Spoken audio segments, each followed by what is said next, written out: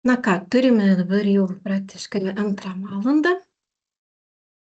Pradėsime mūsų susitikimą. Šiandien Slaugyvitos webinaras bus labai aktualia tema apie pragulų prevenciją, kas naujo yra 26 metais, pradedant gairėmis ir baigiant praktiniais dalykais bei įranga. Ir tiesiog pradžioje priminsiu taisyklės, kad dabar jūsų mikrofonai yra nutildyti ir jeigu jūs norėsite ar pasiklausti, ar pasisakyti, ar užduoti paskui kažkokius klausimus apie konkrečius produktus, jūs galite viską parašyti į čatą. Aišku, galite ir po susitikimo mums rašyti, bet į visus jūsų klausimus atsakysime jau prezentacijos pabaigoje. Mano vardas yra Tatjana, esu AB Slaugyvitos sveikatos priežiūros produktų grupės vadovė ir labai džiaugiuosi jūsų gausių ratų. Matau, beveik 300 žmonių šiandien prisijungė, tikiuosi bus ir daugiau, nes prisiregistravusių tikrai yra daug. Tai tiesiog, kad negaišti laiko, aš pasidalinsiu savo prezentaciją ir mes pradedame mūsų temą.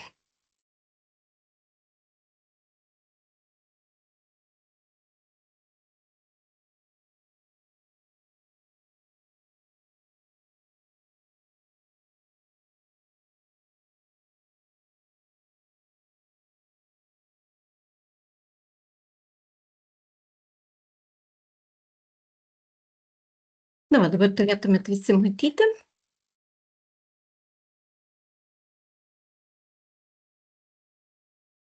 Taigi, apie ką mes šiandien kalbėsime? Kalbėsime mes šiandien visų pirma apie Lietuvos problemas, kurios susijusios būtent su pragulų prevencija, kokios jos yra šiai dienai, kas pasikeitė šiais metais pragulų prevencijos gairėse ir kodėl iš tikrųjų vien to minkšto čiužinio nebepakanka, nors turbūt jau tai buvo ir anksčiau aišku. Kadangi 25 metais rugsėjį buvo nauja EPUAP konferencija, didelis suvažiavimas šios srities specialistų ir ten būtent buvo atnaujintos visos tos gairės ir šitas gairės aš ir paminėsiu šiandien mūsų prezentacijoje. Toliau kalbėsime, kas yra dinaminė rizika, kaip iš tikrųjų individualiai reikia parinkti sprendimus pagal paciento rizikos laipsnį, kodėl čiužinių auditas ir higiena irgi yra svarbi pragulų prevencijos dalis ir pacientų saugos, aišku, dalis ir kokias inovacijas šiai dienai ir priemonės mes turime ir kaip jos mums gali pagelbėti šitoje srityje, kas liečia pragulų prevenciją. Taigi, kalbant apie mūsų Lietuvos problemas, tai nagrinėjau daug šaltinių, susižiūrėjau ir daugumoje paminimos būtent šitos problemos. Visų pirma, tai aišku, sisteminio švietimo ir mokymo stoka, slaugos žinių ir praktikos spragos. Tai nereiškia, kad mūsų slaugytojas nieko nežino apie pragulas, tikrai taip nėra. Tačiau galbūt čia kalbama labiau apie tai, kad nėra tokio nuoseklumo, kad visur vienodai vertintų riziką, kad visur vienodai priimtų tam tikrus sprendimus, kad visą tai stebėtų, kad visi žinotų apie kūno padėčių nustatymą, kokios jos reikalingos ir kas kiek laiko. Ir taip pat žinių apie tinkamą mitybą ir visus kitus dalykus, kurie įtakoja pragulų atsiradimą. Tai, sakykime, tokio labai sisteminio mokslo spragos kol kas jaučiamos iš tikrųjų ir yra galbūt ir netgi skirtumas, ar tai, pavyzdžiui, ligoninė yra, ar tai yra globos įstaiga, ar tai slauga namuose. Visos šitos problemos ir toliau, kurias aš minėsiu, jos susijusios. Viena yra su kita ir viena iš kitos išeina, taip sakant. Tai jeigu mes tobulinsim vieną, aš manau, kad ir kitoj srityje irgi iš karto patobulėsim. Kitas dalykas, tai aišku, ribotas duomenų registravimas ir analizė. Nu, tai va čia ir prasideda tos problemos, ne, kad niekas neregistruoja, kiek iš tikrųjų yra tų pragulų Lietuvoje ir kiek jos mums iš tiesų kainuoja tos pragulos, kiek kainuoja jų gydymas. Tai iš to išeina ir paskui kitos problemos. Taipogi netinkamas pragulų priemonių taikymas, neatsižvelgiant galbūt į riziką arba į rizikos pokyčius tos priemonės taikomos. Ir nuo to, aišku, padidėja tikimybė atsirasti pragulom. Ir aišku, kodėl tai viskas vyksta, tai yra žmogiškoji ir organizacinė našta. Todėl, kad trūksta personalui labai dideli krūviai, tuo pačiu ir ne tik tų jūsų pacientų, bet ir personalo senėjimas, nes ir pensinis amžius pas mus yra nutolinamas, tai todėl turi dirbti ir vyresnio amžiaus žmonės. Tai iš tikrųjų taip pat jiems yra tai didelis krūvis, nes jeigu mes kalbam apie vartymą, ne, nuolatinį pacientų, tai nėra pakankamai lengvas darbas. Riboti ištekliai ir finansavimas, tai čia ta problema tikriausiai ir išplaukia iš to, kad nėra duomenų registravimo ir jų analizės. Jeigu nėra analizės, mes nežinome, nesuvokiam, kiek iš tikrųjų gydymas yra brangesnis už pragulų prevenciją. Ir aišku, sisteminės komunikacinės problemos, tai čia informacijos perimamumas, pavyzdžiui, kai mes pacientą perkeliam iš ligoninės į globos įstaigą ar atvirkščiai, kad neperdodama ta informacija, kokios rizikos pacientas, kas jam buvo taikyta. Ir taip pat psichologinis aspektas, ką tai reiškia, kad dar vis dėlto yra toksai suvokimas, ypač žmonių mažai susijusių su medicina, kad pragulos yra neišvengiamos, jeigu yra gulintis žmogus, tai jam automatiškai turi atsirasti pragulos, o iš tikrųjų taip tikrai nėra, nes 95% pragulų mes galime išvengti, tai buvo nustatyta tyrimais, tai vat čia, sakykime, ir kyla dar viena ta problema, tai yra prevencija namų priežiūroje, nes, kaip ir minėjau, tie žmonės, jie neturi namuose visiškai jokių žinių ir suvokimo, galbūt kaip tą žmogų reikia teisingai slaugyti. Ir čia yra labai didelė problema turbūt jau mūsų valstybei, mūsų visuomeniai, kaip reikia tiem žmonėm pagelbėti, kaip juos šviesti, nes kai pasiskaitai kartais tos visus pokalbius, forumus, kur žmonės bendrauja apie slaugą, tai ten išgirsti tokių jau visiškai kvailų dalykų ir aišku, visa tai ne dėl to, kad sakykime, kvaili žmonės, o dėl to, kad jie visiškai neturi žinių šitoj srity. Ir jeigu mes norime vis dėlto, kad žmonės kuo ilgiau liktų namuose ir neapkrauto valstybinių įstaigų, tai mes turime vis dėlto pasirūpinti, kad jais būtų irgi tinkamai rūpinamasi namuose. Tai va tokios pagrindinės problemos ir sakykime, jeigu dar į lentelę šitą pasižiūrėti, kas tai yra, tai kaip ir minėjau, demografinė problema, tai yra senstanti visuomenė, jinai automatiškai didina gulinčių pacientų skaičių, rizikos pacientų skaičių. Kitas dalykas tai yra mityba, tai irgi galbūt spraga žiniuose, nepakankamas dėmesys yra skiriamas, kad reikia daugiau baltymų, kad išlaikyti odos elastingumą būtent tokiems pacientams ir gyventojams. Dar viena problema, tai aišku, drėgmė, tai galbūt netinkamas sauskelių naudojimas ar lovos, sakykime, paklojimas, tai mes irgi apie tai kalbėsime ir visa tai irgi sukelia odos pažeidimus ir inovacijos. Taip, vis dėlto pas mus labai lėtai ateina tos modernios išmanios technologijos, visi tie sprendimai. Vienas dalykas, taip, tai yra dėl finansų, todėl, kad mes neskaičiuojam, kiek tai iš tikrųjų kainuoja. Žodžiu, toks užburtas ratas ir tos problemos jos vis dar yra. Na ir kalbant apie tas naujienas, kokios jos yra, tai iš tikrųjų pagrindinė mintis yra tokia, kad nuo standartinio kažkokio sprendimo yra pereinama prie individualizuotos ir aktyvios prevencijos. Gairės yra atnaujintos ir juose didelis dėmesys skiriamas dinaminiai rizikai, labai akcentuojama technologijų integracija į visą šitą pragulų prevencijos procesą ir kad prevencija turi būti aktyvi, nereaktyvi, tai yra jinai turi būti nuolat vertinama, peržiūrima, atsižvelgiant į paciento būklės pokyčius. Lyginant su 19 metų gairėmis, tai kaip ir minėjom, taip, technologijų integracija labai didelė. Šiandien mes daug apie jas šnekėsim, apie tas technologijas, kokios jos yra ir kaip jos gali mums palengvinti visą mūsų darbą ir pragulų prevencijos procesą. Taip pat jų dėka mes turime tikslesnį slėgio paskirstimą, nes tos technologijos padeda iš tikrųjų parinkti teisingai ir toliau jau pačios, galima sakyti, ir dirba tą savo darbą slėgio paskirstimo. Mikroklimato kontrolė, tai labai svarbu drėgmės valdymas, temperatūra, odos būklės valdymas, tai irgi yra vienas iš tų sudedamųjų pragulų prevencijos ir labai manau, daugiau atsiras tų priemonių, kurios būtent bus skirtos mikroklimato matavimui.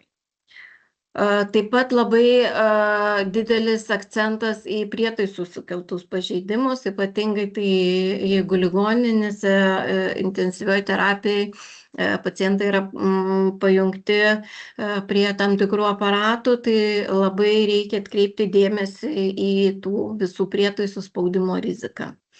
Toliau pozicionavimas pagal rizikos dinamiką, tai dabar intervalai yra siejami vis dėlto ne su fiksuotais laikais, kaip anksčiau buvo, ne, kas 2 valandos, o jau dabar su individualiu paciento rizikos profiliu. Tai atsiranda įvairūs sprendimai, kurie primena, kad reikia keisti padėtį, galima nustatyti tuos priminimus kiekvienam pacientui atskirai, tai mes apie tai irgi pasižiūrėsime. Na ir aišku, didelis dėmesys kokybės rodikliams, tai kad vis dėlto riziką reikia stebėti, viską reikia dokumentuoti, viską reikia audituoti ir matyti, kokius rezultatus mes turime, tam, kad aiškiai suvokti iš tikrųjų, kur mes darome gerai, kur mes darome blogai, kur mes leidžiame pinigus be reikalo ir ką reikėtų keisti. Tai tam, kad priimti tam tikrus sprendimus, vis dėlto viskas turi būti stebima ir analizuojama. Kaip, sakykime, ir bet kuriame versle, tai čia lygiai tas pats. Ką tai reiškia įstaigoms? Tai, kad, kaip ir minėjau, vis dėlto slaugos komandos turės sistemingai rinkti tos duomenis apie riziką, apie odos būklę ir bus labai svarbu aiškiai pagrįsti, kodėl mes pasirenkam tam tikrą sprendimą slėgio paskirstimo, tai yra čiužinį ar ten dar kažkokią kitą priemonę. Ir aišku, atsiranda poreikis naujoms temoms mokymų apie mikroklimatą, apie prietaisų spaudimo prevenciją, apie tai, kaip naudoti visas išmanias technologijas. Visa tai irgi bus reikalinga. Na ir aišku, įstaigos, kurios anksčiau įdiegs visus tos pokyčius, tai jos iš karto automatiškai sumažins pragulų skaičių ir pagerins savo pacientų ir slaugą, ir saugą, ir kaip tai bus jau vienu žingsniu, tai ar gal ir ne vienu žingsniu prieki visų kitų. Taigi klausimas jau yra nebe tai, ar mes turime čiužinį, ne pragulų prevenciją, o iš tikrųjų, ar turime tinkamą sprendimą konkrečiam pacientui šiandien, būtent šiandien, čia ir dabar, nes rizika kinta, apie ką mes toliau ir kalbėsim. Rizika yra dinaminis dalykas, jinai kinta po operacijų, po sedacijos metu, esant hemodinamikos svyravimams, keičiantis mobilumui paciento, pagerėja būklė, pablogėja būklė, atsiranda kažkokie dar papildomi šalutiniai susirgimai ir panašiai, rizika turi būti nuolat vertinama. Rizikos vertinimą, aš manau, kad jūs visi naudojate kažkokias tai skales, ar tai Nortono, sakykime, turbūt pati populiariausia, ar Bradeno, tai naudokite jas tikrai, jas būtina yra naudoti ir tai yra vienas iš tų pirminių dalykų, kuris mums padeda nustatyti paciento riziką. Ir tai reikia daryti nuolat, nes vienkartinis vertinimas iš tikrųjų jau nebeužtikrina saugumo. Individualizuotas paviršiaus parinkimas. Tai ką tai reiškia? Kad net jeigu rizika 2 pacientų yra vienoda, tai visiškai nereiškia, kad jiems reikia vienodo sprendimo. Tas pasirinkimas turi priklausyti ne tik nuo rizikos lygio, bet ir nuo kūno svorio, nuo audinių tolerancijos, nuo judrumo paciento, nuo būklės dinamikos, nuo įvairiausių susirgymų, kuriuos turi pacientus. Tai iš tikrųjų tai reikia visada įvertinti individualiai.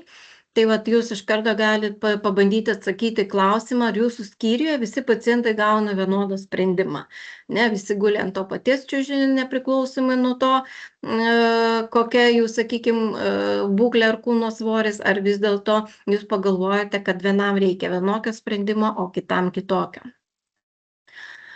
Ir kuo toliau, tuo labiau jūs matysite turbūt tuos apibrėžimus kaip immersion panardinimas arba envelopment apgaubimas, aktyvus pozicionavimas. Ką tai reiškia?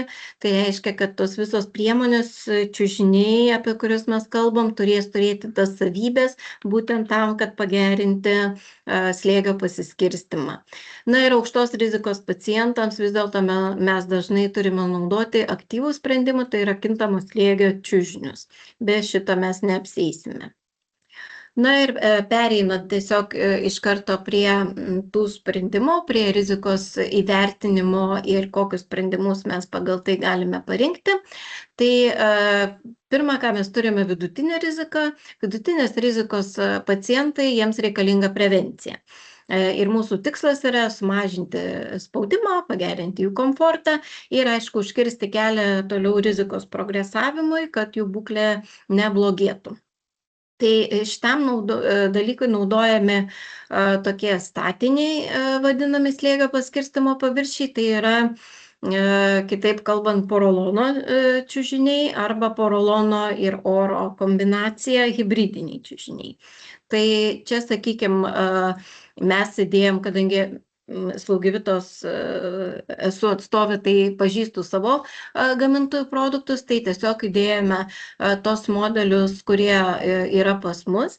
Tai porolono čiužiniai tokie kaip Lentex Exclusive, Mercury, Saturn, Jupiter, tai yra profiliuoti čiužiniai, toliau hibrido čiužiniai, tai Statikai ir Mercury Advance, Ariazon ir aukštos prevencijos ir gydymo čiužinys Lentex Soft Euroflex, kuris yra iš porolono, ir tas mūsų vadinamas paslankus čiužinys Optimal 5 Zone. Tai labai didelio komforto, sakykime, sprendimas tiek ligoninėms, tiek slaugos ar globos namams. Taigi visi šitie sprendimai tinka pacientams, kurie gali šiek tiek judėti ir neturi aukštos rizikos. Kaip atrodo tie čiužiniai, tai tiesiog vaizdžiai parodau, ne? Dažniausiai, tai yra profiliuotas paviršius arba skirtingo sluoksnio porolonas, viršaus minkštesnis, prisitaikantis prie kūno ir apačia standesnė. Tai tokie tie sprendimai yra ir tiesiog norėjau atskirai dar parodyti tą Optimal 5 Zone čiužinį, apie kurį kalbėjau.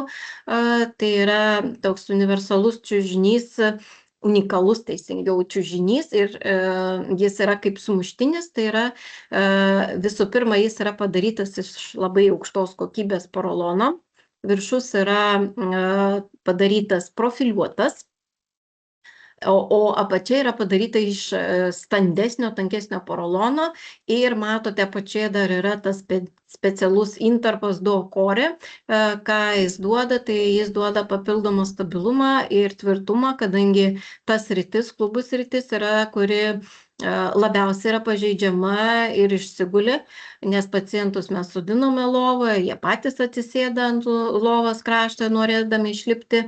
Ir šita, sakykime, sritis, jinai turėtų būti kuo standesnė, kuo tvirtesnė, būtent tam, kad užtikrinti, kad tas spaudimas ten nebūtų per didelis.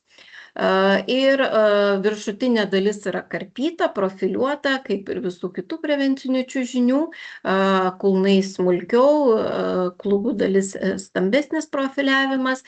Na ir aišku, tas unikalumas tai yra 2 sluoksniai.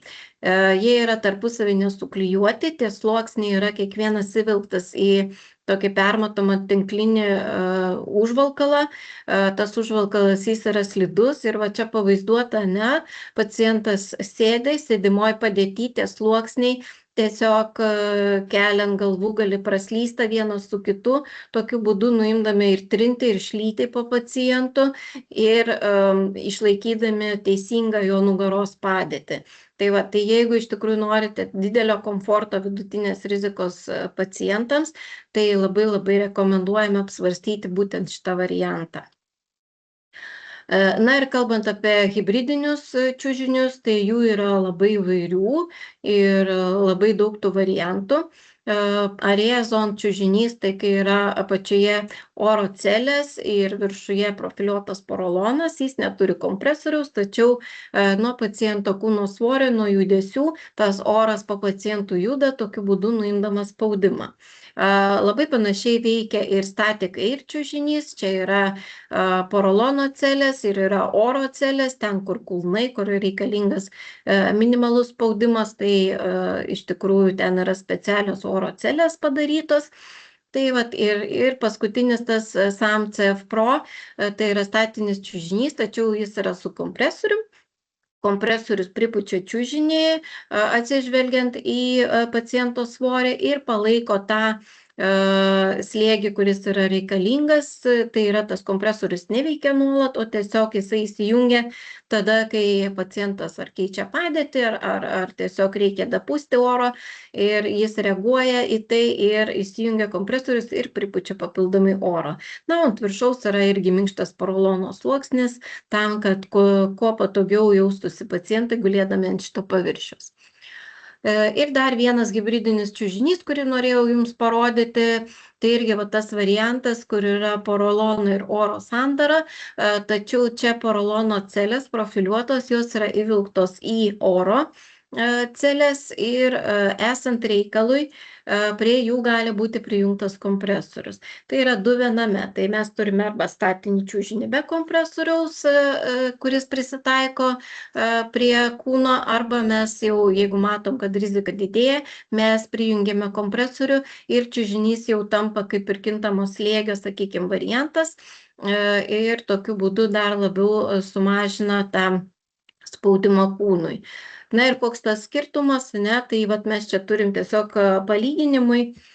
Vienas variantas, kai yra porolono celės įvilktos į oro celės ir kitas variantas, kai oro celės, o ant viršaus yra uždėtas porolonas. Tai va, 2 statinio hibridinio čiužinio variantai.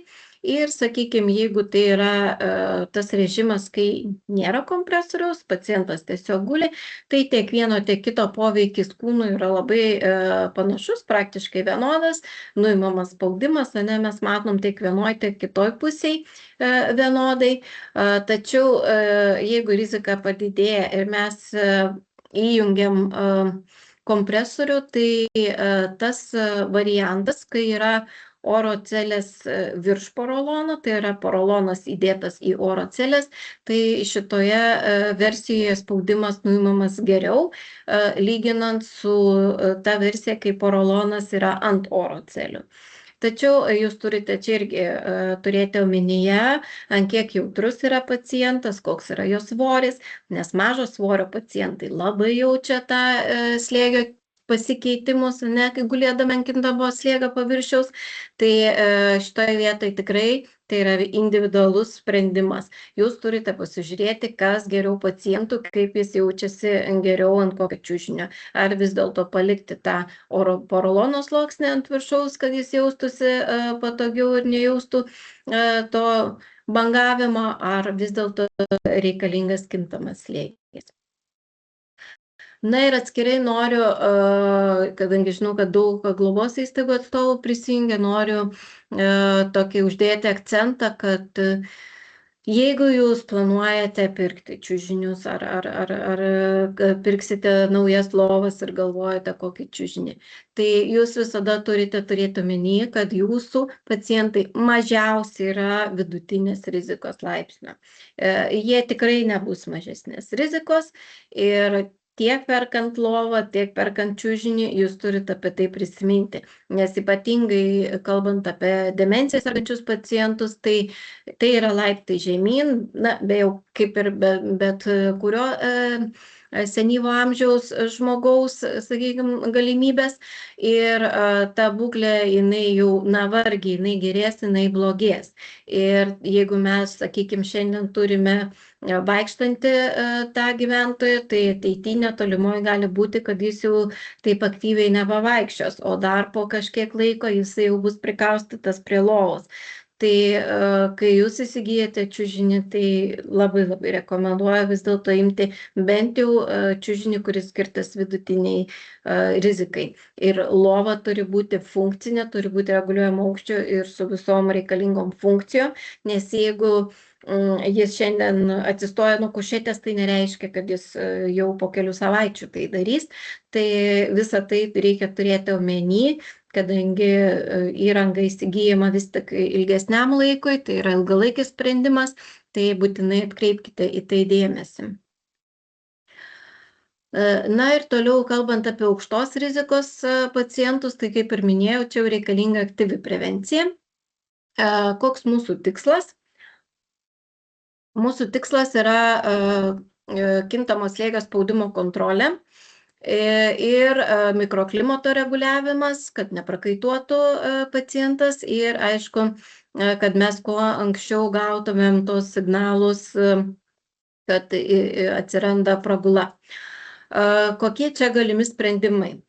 Kintamo slėgio paviršius, tai iš mūsų asortimento rekomenduotumėm Curocel IA CI17 Pro arba Curocel A4 variantus čiužinių. Aišku, čia tinka ir tas hybridinis dinaminis čiužinys, apie kurį ką tik kalbėjau, Mercury Advance. Ir taip pat jau reikalingas padėties keitimas. Padėties keitimui jau mes turime kitus variantus, tai yra vartymo sistema Turn All, arba tai gali būti naudojamas keltuvas su vartymo paklode, pozicionavimo pagalvėlės ir sistema, kuri signalizuoja apie tai, kad reikia keisti padėtį, SafeSense 3, apie kurią aš jums irgi to ir papasakosiu. Kur tie pacientai yra dažniausiai, tai intensyvi terapija, tai yra chirurginiai pacientai, neurologiniai pacientai, kurių yra ribotas judrumas ir jau didelę dalį vis dėlto jie praleidžia gulėdami lovoje. Na ir kalbant apie labai aukštos rizikos pacientus, tai jau intensyvi profilaktika.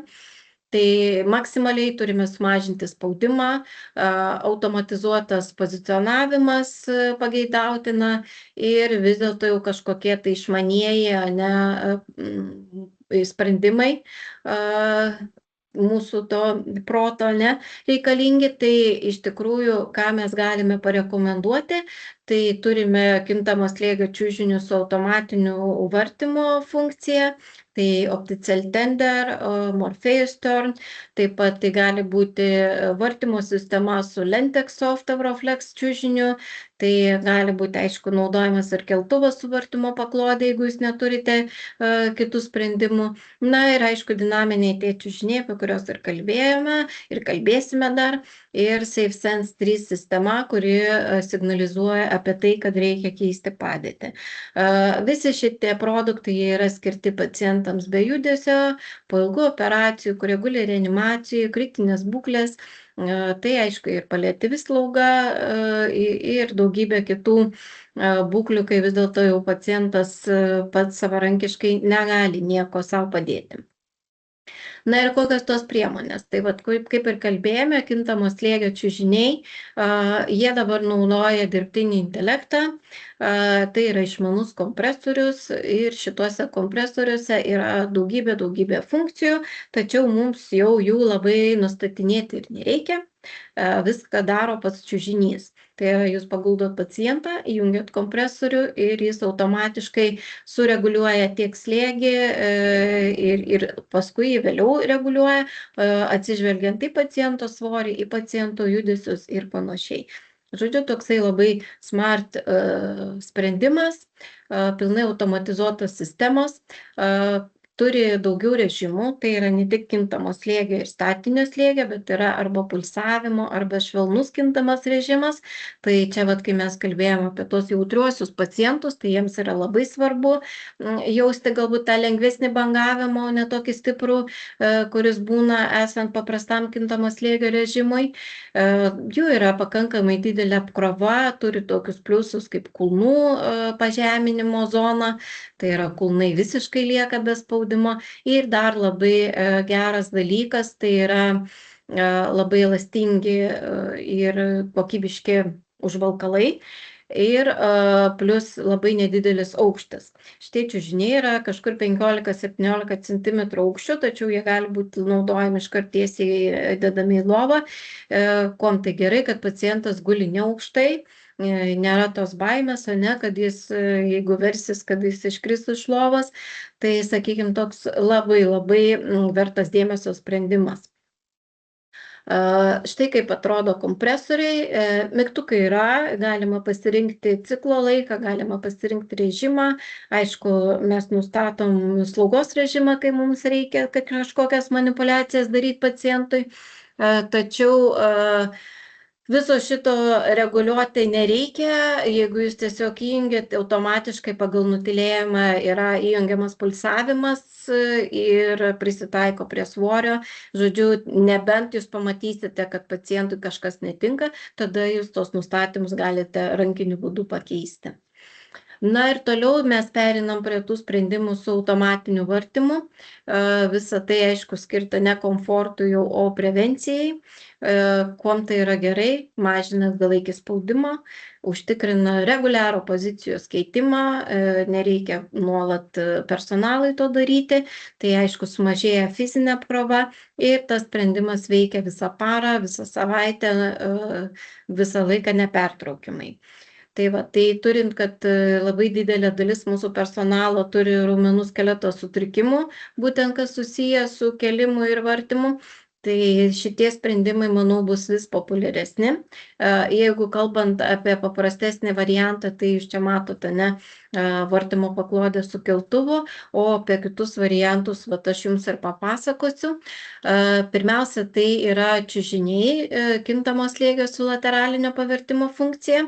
Mes turime tokį variantą Opticel Tender, tai yra visiškai automatinis irgi čiužinys su dirbtinio intelekto kompresorė, kuris plus turi lateralinio pavertimo funkciją. Ir tokius, matote, neapsauginius šonus turi iš vienos, iš kitos pusės, būtent tam papildomam saugumui, kad pacientas irgi jaustųsi saugiai, kad jis neišvirs, neiškris nuo čiužinio. Na ir kaip tai veikia, tai būtent tas čiužinys ir apima visas tris tas funkcijas, panardina, apgaubia ir pakeičia padėtį, Tai reiškia nuima slėgį nuo viso kūno, kuo didesnė kūno dalis liečiasi su paviršium, tuo labiau mes nuimam spaudimą. Na ir plus, aišku, ta padėtis iki 30 laipsnių pavertimas ant vieno šono ir ant kito šono ir visa tai vyksta automatiškai. Ta vartymo intervalą mes jau galime čia pasirinkti, tai gali būti 1, 2, 3 ar 4 valandos. Galima pasirinkti režimą, galima pasirinkti kintamą slėgį, galima pasirinkti statinį režimą ir visa tai bus kartu su vartymo funkcija. Žodžiu, toksai jau labai protingas čiužinys, praktiškai visiškai nuimantis nuo jūsų darbą. O ką reiškia tai? Tai reiškia laiko taupimą, o laikas, ką reiškia? Laikas yra pinigai. Tai yra brangiausias mūsų turtas laikas, aišku, ir sveikata yra brangi, bet laikas tai yra pats brangiausias dalykas, kokį mes turime. Sekantis sprendimas yra vartymo sistemos, tai turime tokį sprendimą vartymo sistema Turn All. Šita sistema veikia šiek tiek kitokiu būdu, jinai yra dedama po čiužiniu. Čiužinys, kokį jūs jau turite, prevencinis, aišku, čiužinys atsižvelgiant į paciento riziką. Ir tai gali būti porolono čiužinys, tai gali būti hibridas, tai gali būti kintamo slėgio čiužinys. Ši sistema veikia su visais čiužiniais ir tiesiog irgi automatiškai varto nuo vieno šono ant kito. Vienas šonas pakeliamas iki 30 laipsnių, kitas šonas 5 laipsniai, būtent irgi tam saugumui užtikrinti, saugos jausmui. Tai jūs matot, kad labai labai paprastas, ane, panašiai kaip čiužinys ir nedidelis kompresorius. Atlaiko didelį svorį, yra ir bariatrinis variantas, tinkantis iki 400 kg sveriantiems pacientams. Na va, ir ypatingai geras dalykas nakties metu, kai mes turime labai mažai personalo ir daug pacientų, kuriuos reikia vartyti, tai kaip tai veikia, aš manau, čia nebus naujiena, tiesiog trumpas filmukas. Dedame tiesiai į lovą, pajungiam kompresorių, ant viršaus uždedam čiužinį.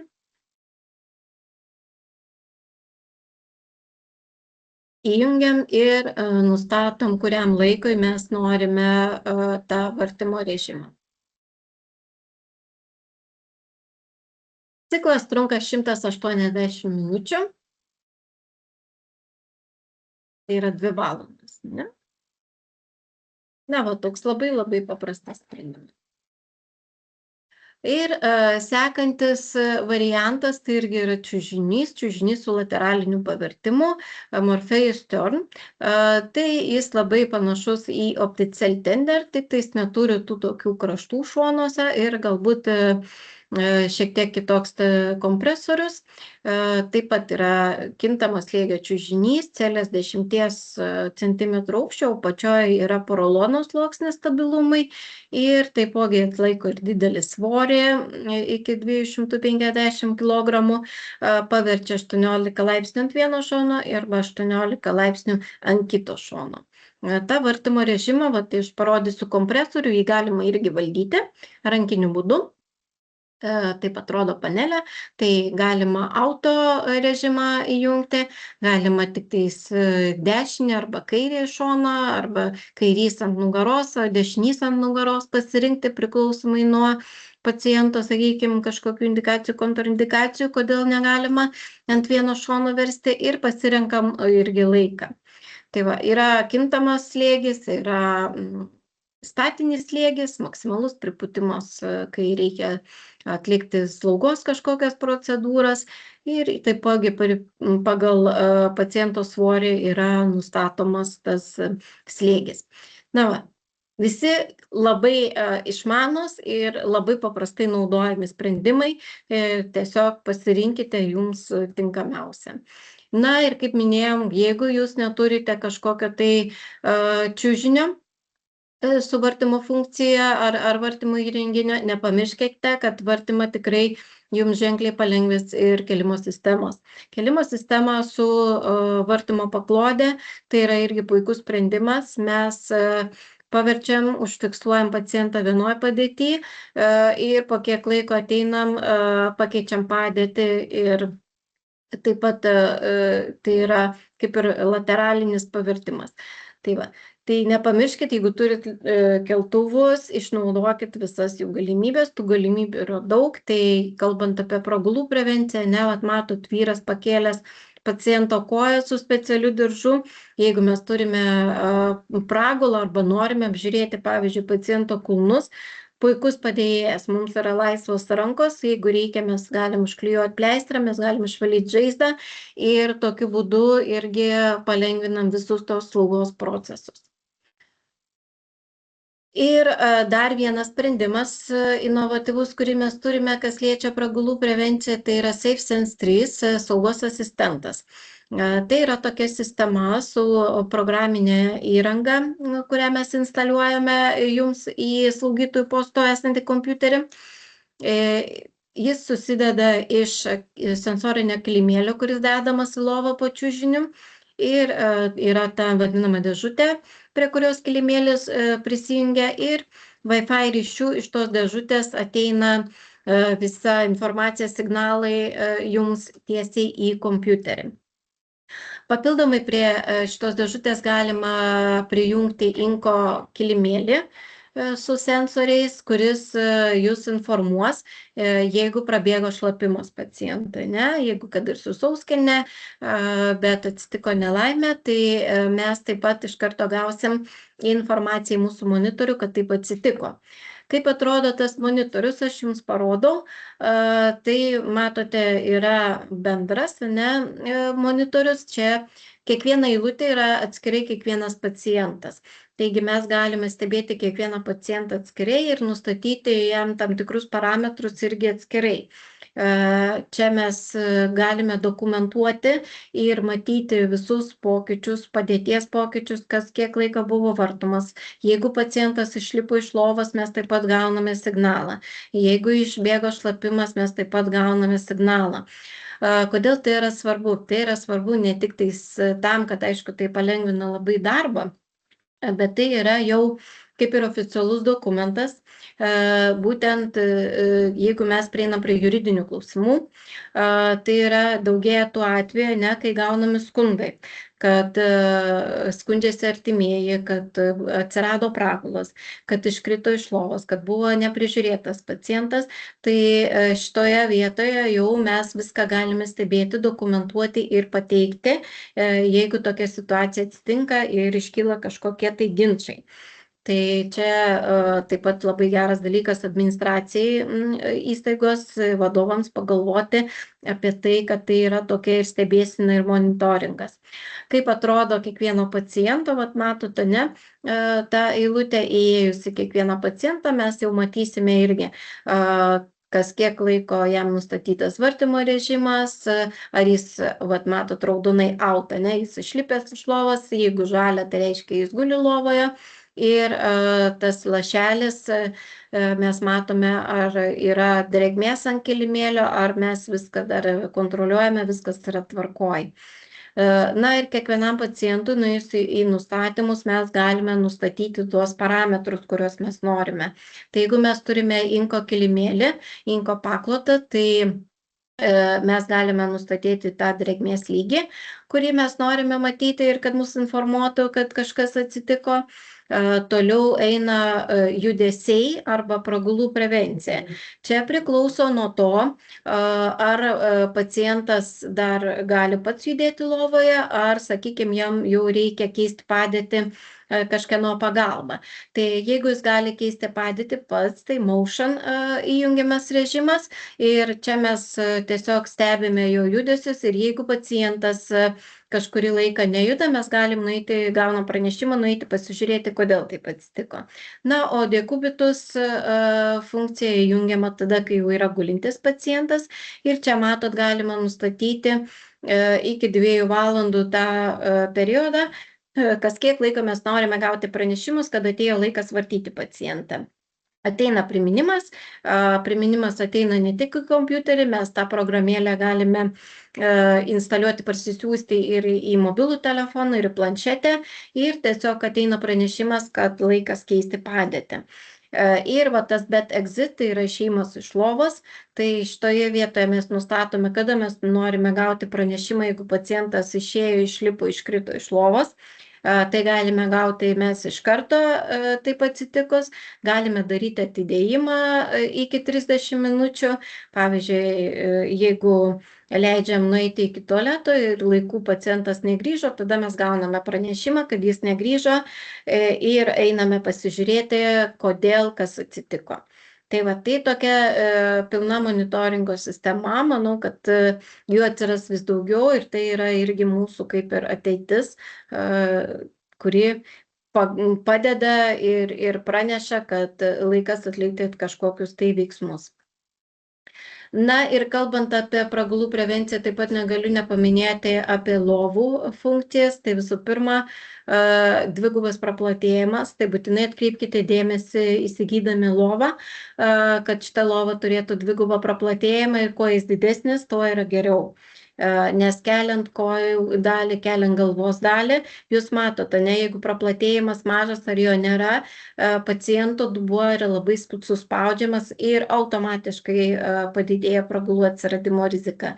Jeigu yra dvigubo regreso funkcija, tai atsitraukia į vieną į kitą pusę ir šita sritis nėra spaudžiama ir pacientas jaučiasi patogiai ir automatiškai sumažėja pragulų atsiradimo rizika. Lygiai taip pat yra tokia funkcija pusiau Fowler 30 laipsnių pozicija. Tai irgi, jeigu tai yra ilgalaikės slaugos lovos, atkreipkite dėmesį, kad geriausia, kad ta funkcija būtų, nes šita padėtis lovos skaitosi irgi kaip ir pragulų prevencijos padėtis, atpalaiduojanti padėtis.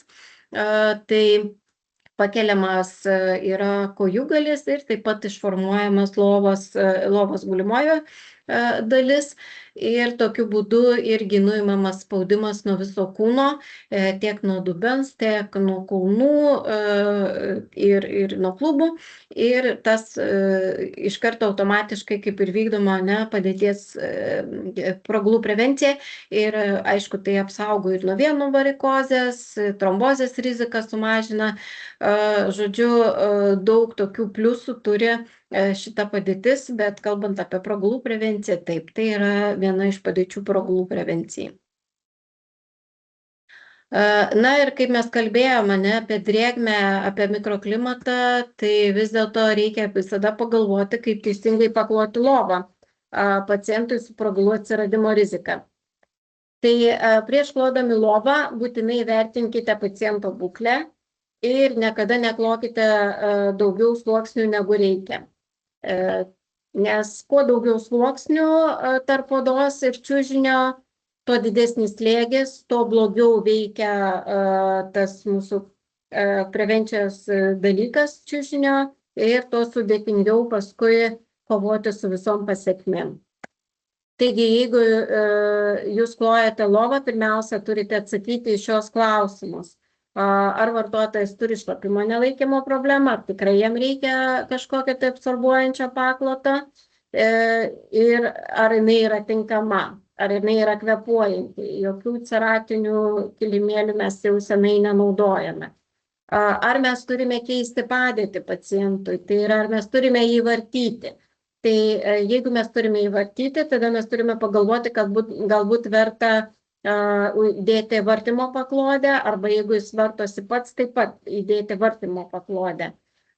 Jeigu yra pragulų traumų rizika, taip mes iš karto turime įvertinti, kokį čiužinį mes naudojame ir kokį variantą, ar tai bus poroloninis, ar tai bus hibridinis, ar tai bus kintamas slėgio čiužinys.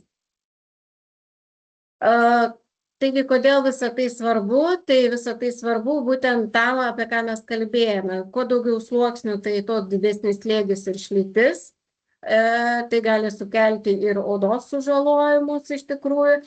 Kuo daugiau drėgmės prakaitavimo, tai tuo didesnė tikimybė atsirasti žaizdoms ir opoms. Taigi, labai svarbu, kad tų sluoksnių nebūtų kaip princesė ant žirnių labai daug. Ir kalbant apie čiužinius, noriu dar atkreipti jūsų dėmesį į klinikinius tyrimus. Klinikiniai tyrimai, kas tai yra, tai iš tikrųjų čiužiniai, kaip ir bet kuri kita įranga, jinai atlieka kaip ir tokį ir prevencinį, ir gydomąjį dalyką. Tai iš tikrųjų labai svarbu, kad visi čiužiniai būtų kliniškai patikrinti. Kliniškai patikrinti čiužiniai tai yra saugus dalykas, nes dabar yra tokia situacija, kad čiužinių tinkamumo tam tikrai rizikai nustato ne kažkokia tai organizacija, tiesiog pats gamintojas. Tai sakykime, gamintojai, aišku, kurie nori, kad kuo daugiau čiužinių parduoti ir didesniai žmonių, kaip sakyti, apimčiai, tai jie gali pagudrauti ir įvertinti šį čiužinį, sakykime, didesnių rizikos prevencijos laipsnių, negu yra iš tikrųjų. Tačiau, kad taip nebūtų, jūs visada atkreipkite dėmesį, kad čiužiniai turėtų dokumentus ir klinikinius tyrimus, nes tai kaip ir bet kuri kita medicinos įranga, jinai turi būti saugi, jinai turi būti sertifikuota ir veiksminga. Kas parašyta, ten jinai iš tikrųjų turi ir atlikti. Tai kaip atrodo tie klinikiniai tyrimai, jie gali atrodyti kaip įvairios ataskaitos, tai gali būti nepriklausomų institutų kažkokių tai daroma, tai gali būti daroma gydymo įstaigose. Paprastai tai užima pakankamai daug laiko ir investicijų, aišku, tačiau bet koks bet koks gamintojas turi įrodyti, kad tas čiužinys iš tikrųjų yra veiksmingas ir kad jis daro tai, ką jie deklaruoja. Tai va, tai kaip tai atrodo, aš tiesiog keletą variantų įsimečiau, kokių dokumentų, sakykime, pirkimo metu mes galime prašyti iš gamintojo.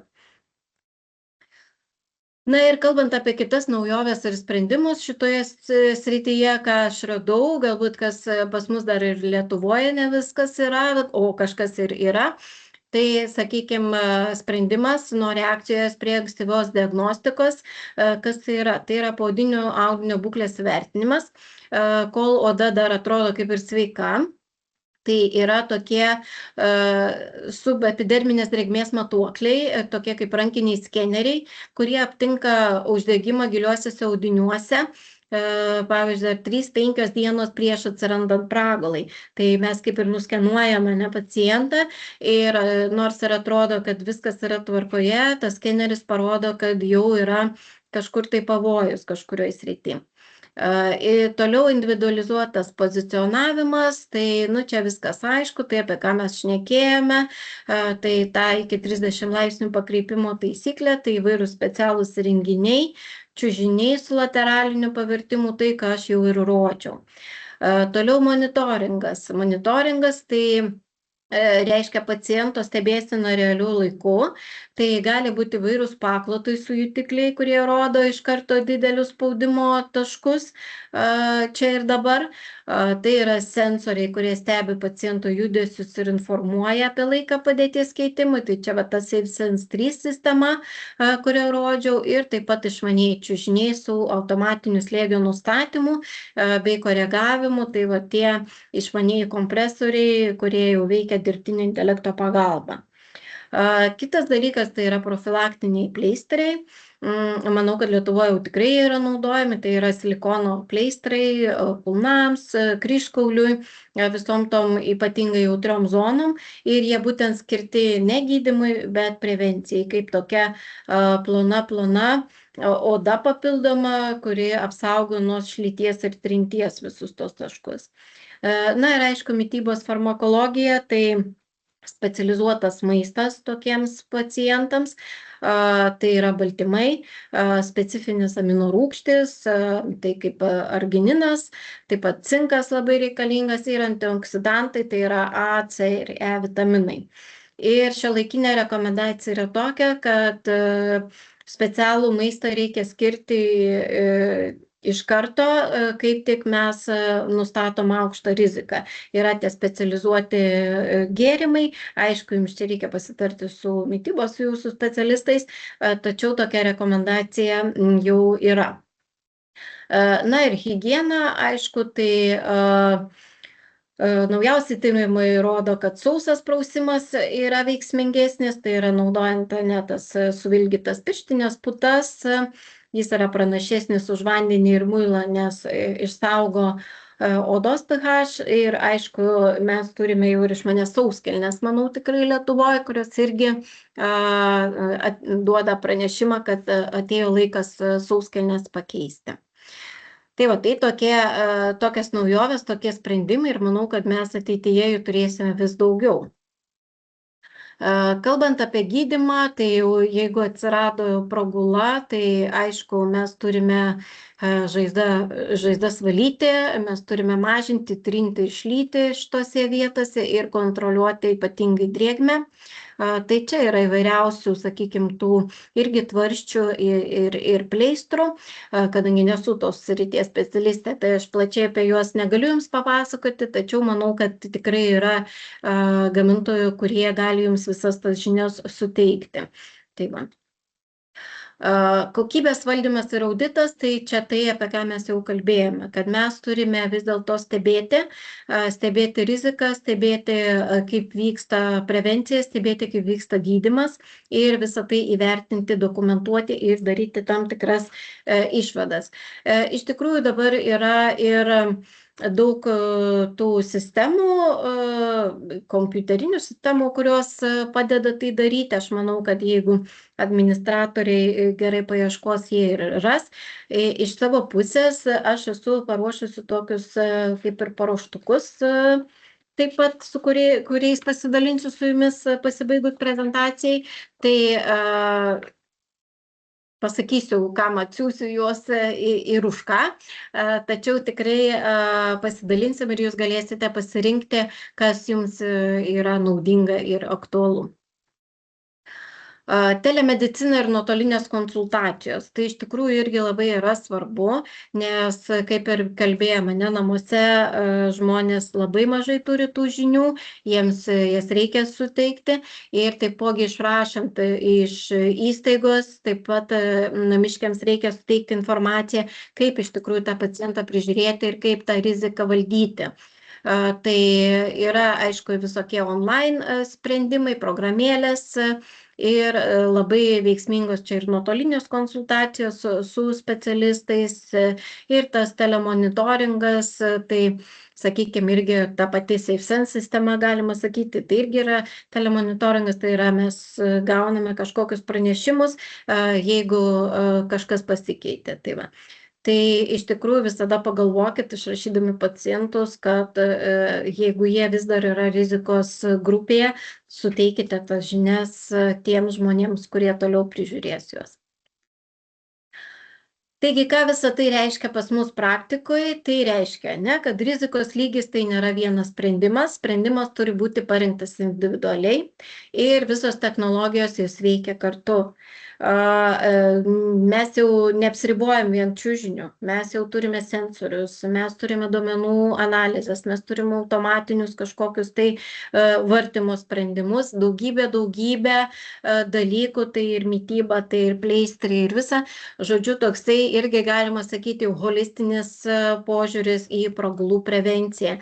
Ir mes turime jį plėtoti vis dėlto ir įsidiegti savo įstaigose kuo greičiau, nes tai nėra tik produktas, tai yra visa sistema, pradedant nuo rizikos vertinimo iki tų visų rezultatų, pasveikimo ar ne vertinimo. Ir labai svarbu higiena ir mikroklimato stebėsena. Prietaisų sukelti pažeidimai, ką mes jau ir kalbėjome, tai taipogi auganti problema, mes čia matome kelis pavyzdžius, tai čia ir deguonies terapijos prietaisai, kateteriai, tvarsčiai, intensyvios terapijos, kaip ir minėjau, pacientams ypatingai gresia tokie dalykai, tai turime irgi visą tai turėti omeny ir tą riziką valdyti. Ir kalbant apie pragulų prevenciją, būtinai paminėsiu čiužinių higieną, nes tai yra tolygų pacientų saugai. Kai mes turime pragulų prevencijos čiužinį, kuris yra pasenęs ir netinkamas, tai galima sakyti, mes neturim jokios prevencijos. Jis neveikia, jis neatlieka savo funkcijas. Tai iš tikrųjų pasenęs ir pažeistas čiužinys, jis neužtikrina nei slėgio paskirstimo, jis praranda visas savo biomechaninės savybės, jis yra netinkamas, jis atvirkščiai didina pragulų riziką. Ir taip pat aplietas ir pažeistas užvalkalas kelia infekcijų riziką, tai yra mikroorganizmų rezervuaras ir infekcijų kontrolė iš tikrųjų prasideda nuo to paviršiaus, ant kurio guli pacientas. Ar jūs atliekate savo įstaigoje čiužinių auditą? Jeigu jūs jį atliekate, o jeigu ir neatliekate, mes irgi turime jums paruoštukus, su kuriais galėsime pasidalinti, kaip jį atlikti. Ir kas rekomenduojama? Rekomenduojama reguliariai vertinti putų elastingumą, jeigu tai kompresorinis čiužinys, tai aišku, celių veikimą, toliau užvalkalo sandarumą, ar jis yra nesuplyšęs, ar jis yra nepažeistas, kaip atrodo siūlės, ar nėra prasiskverbusių skysčių į čiužinį, ir taip pat jau reikia įvertinti amžių ir naudojimo trukmę to čiužinio, nes nieko nėra amžino ir mes turime žinoti, kada čiužinys pradėtas naudoti ir kada galbūt jau laikas jį nebenaudoti. Taigi išgulėtas ir netinkamas čiužinys tai labai klaidingas saugumo jausmas, kad jis atlieka mums prevenciją. Tai va, tai iš tikrųjų sveikatos priežiūros sektoriuje vienas iš 3 čiužinių atrodo va taip, mes dabar matome atidengus užvalkalą ir tai nėra tik Lietuva, tai daugybėje šalių aptinkame tą patį. Tai iš tikrųjų kuo dažniau atidenkite užvalkalą ir pasižiūrėkite, kaip atrodo jūsų čiužiniai. Kokį mes turime sprendimą šitoje vietoje, be to, kad galime pasiūlyti jums tas gairias čiužinių auditui, turime tokią naujieną, tai yra Lentex higieniniai čiužiniai. Lentex higieniniai čiužiniai, jų ypatumas yra tas, kad jie yra vietoje užvalkalo įvilkti į tokią permatomą membraną. Tos membranos ir tvirtumas ir visos savybės yra tokios pat ir net geresnės negu užvalkalo, tačiau pliusas yra tas, kad mes iš karto matome čiužinio vidų. Kadangi membrana yra permatoma, mes iš karto matome, jeigu ten pateko kažkokie nepageidaujami skysčiai. Tie čiužiniai viduje jie yra įvairūs, tai yra tas porolonas gali būti įvairus.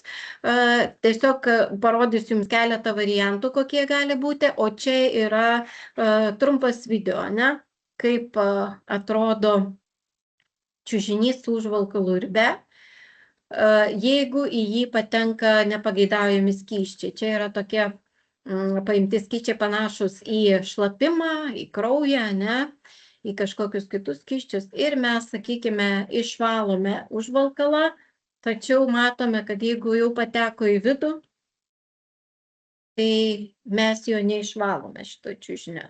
Jeigu yra užvalkalas, tai lygiai taip pat, suleidžiama ir mes nuvalome užvalkalą ir mes nieko nebematome. Mums atrodo čiužinys švarus, taip? Tačiau jeigu mes atidarome užvalkalo užtrauktuką, atidengėme poroloną, tai mes matome, kad dėja čiužinys nėra švarus ir toli gražu.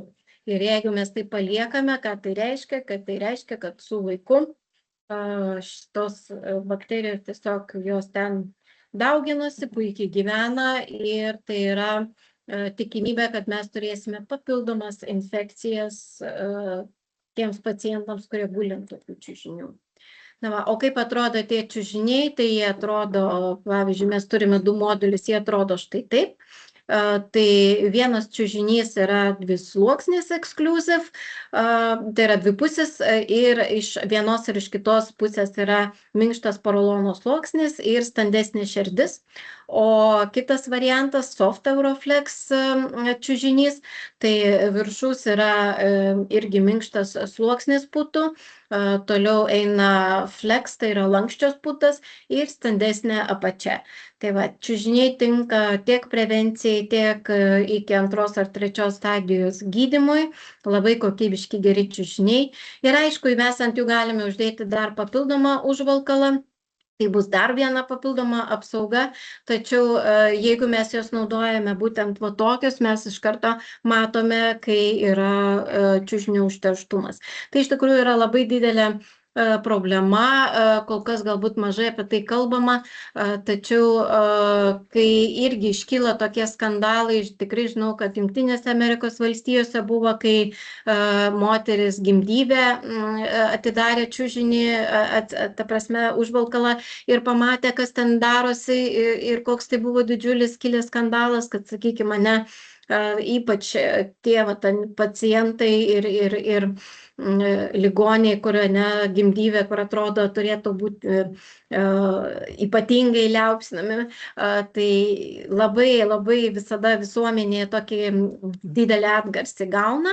Tai va, tai kadangi tai yra iš tikrųjų papildomų infekcijų rizika tiek mamai, tiek paskui ir vaikui, jeigu jis gulės ant to čiužinio, tai iš tikrųjų ta problema, manau, jinai apie ją bus vis daugiau kalbama. Tai va. Ir ką galėjau pasakyti pabaigai, kad vis dėlto, kaip mes ir kalbėjome, kad prevencija tai yra didžiulė sistema, tai nėra vienas produktas. Tai mes čia kalbėjome ir apie dinaminį rizikos vertinimą, ir apie individualų čiužinio pasirinkimą, apie mikroklimato kontrolę, apie planą pozicionavimui, padėties keitimui, kurį turim nustatyti individualiai, apie čiužinių higieną ir auditą ir, aišku, apie personalo mokymus. Tai yra visos sudedamos dalis, apie kurias mes turime pagalvoti, kalbant apie pragulų prevenciją ir diegiant visą tą sistemą savo įstaigoje. Tai va, tai, o iš finansinės perspektyvos, aišku, tai ką reiškia pragulos? Pragulos mums reiškia ilgesnę hospitalizacijos laiką, tai yra didesnės gydymo išlaidos, tai yra didesnė personalo apkrova. Aišku, tai yra reputacija ir teisinė rizika, apie ką mes jau irgi esam pasikalbėję. Ir vis dėlto ta inovatyvi prevencija tikrai kainuoja mažiau nei visų šitų komplikacijų gydymas ir problemų sprendimas. Kaštai yra didžiuliai, kaip ir kalbėjom, jeigu kas nors vis dėlto pradėtų tai sistemingai dokumentuoti, skaičiuoti ir analizuoti, tai būtų didžiuliai pinigai ir visos tos priemonės nebeatrodytų tokios brangios, kokios jos atrodo dabar. Nes iš tikrųjų investicija į prevenciją sumažina tiek slaugos laiką, jeigu turime komplikacijų ir pragulų, tiek žaizdų priežiūros išlaidas, nes tie pleistrai yra be galo brangus ir visi kiti vaistai, taip pat ir antibiotikų naudojama, rehospitalizacija, tai yra jeigu pragula atsiranda, mes vėl turime hospitalizuoti pacientą ir gydyti pragulą. Ir, aišku, personalo fizinė apkrova. Ir iš tikrųjų, net jeigu mes bent kelis atvejus, kelias pragulas neleisim jom atsirasti, tai iš tikrųjų per metus tai bus labai labai dideli kaštai ir mes sutaupysime labai daug pinigų. Taigi išvados slaugytojams. Ką reiškia slaugytojams dabartinės gairės? Tai praktika kasdienėje priežiūroje. Turime ką įsiminti, kad rizika kinta ir vertinti turime nuolat, kad aukštos rizikos pacientai neturi gulėti ant bazinio paviršiaus, jiems jau yra skirti visai kitokie paviršiai. Taigi vien minkštas čiužinys nėra efektyvi prevencija. Kad automatinis vartymas jis jau yra, jis jau egzistuoja ir jis mažina fizinę apkrovą. Ir, aišku, stebėti mikroklimato drėgmę, prakaitavimą, nes tai tiesiogiai veikia odos būklę, įvertinti, ką mes turime kloti ant lovos ir kaip turi atrodyti mūsų čiužiniai. Taigi jūs savo turite užduoti tą pagrindinį klausimą, ar šiandien kiekvienas aukštos rizikos pacientas jūsų skyriuje turi tinkamą savo paviršių. Nes technologijos jos iš tikrųjų padeda dirbti saugiau ir sumažina komplikacijas. Ką reiškia tai ir slaugos administratoriams naujos gairės? Tai reiškia, kad turi būti kontrolė, turi būti standartizacija ir atsakomybė, aišku. Tai jūs turite turėti aiškius rizikos vertinimo algoritmus savo įstaigoje. Visi paviršiaus parinkimai turėtų būti dokumentuojami, kodėl, kaip jis yra parengtas, dėl ko. Turi būti atliekamas čiužinių auditas, tai turi būti daroma privalomai, nepasirinkamai.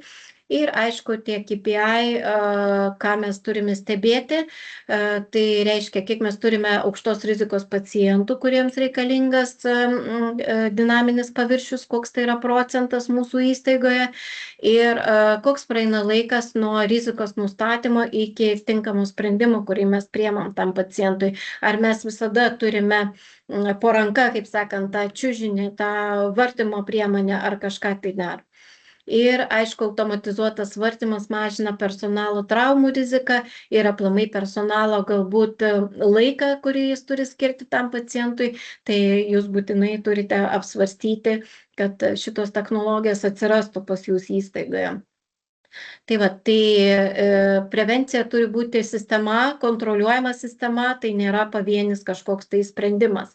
Na ir kalbant apie įstaigų vadovybę, ką tai reiškia jiems, kad vis dėlto pragulos tai yra ilgesnė hospitalizacija, pragulos lygų didesni kaštai. Tai bet kokiu atveju. Taip pat jūs turite taip visada galvoti apie savo teisinę reputacinę riziką. Manau, kad tokių skundų ir atvejų jų vis daugės, visuomenė keičiasi ir niekur mes nuo to nepabėgsim. Advokatai taip pat nori užsidirbti pinigų, tai manau, kad visi turi būti šitam pasiruošę.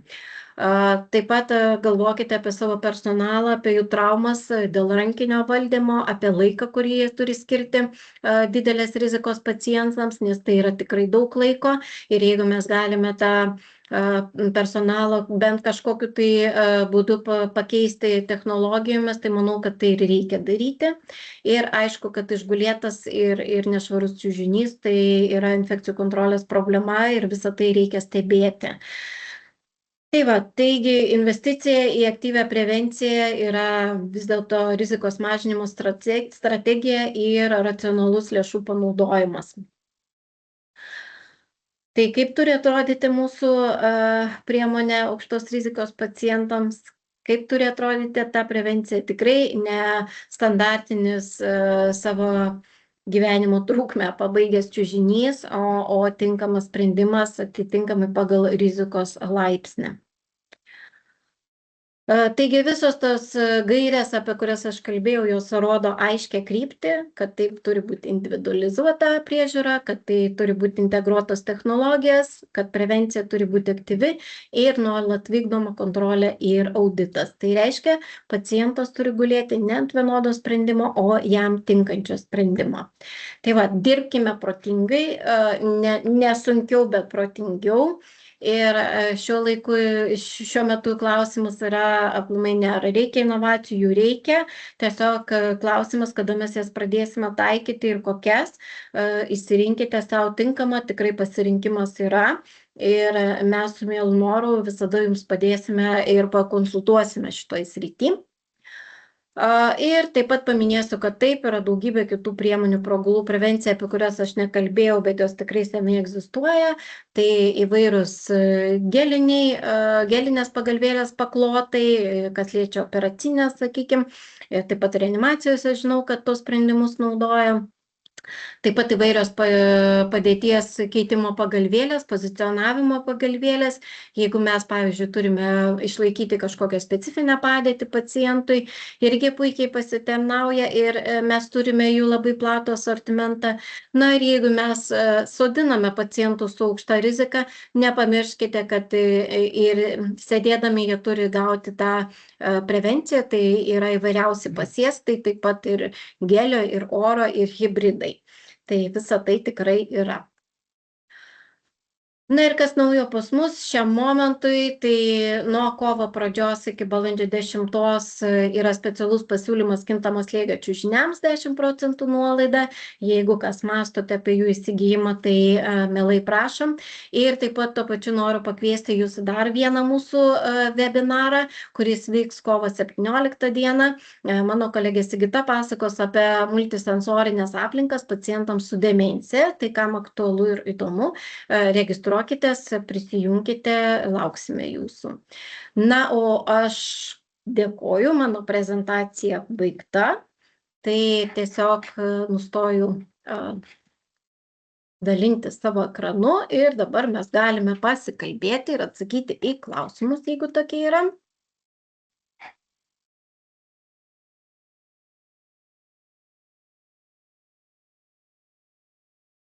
Taip, matau, kad daug kas parašė, kas dalyvauja.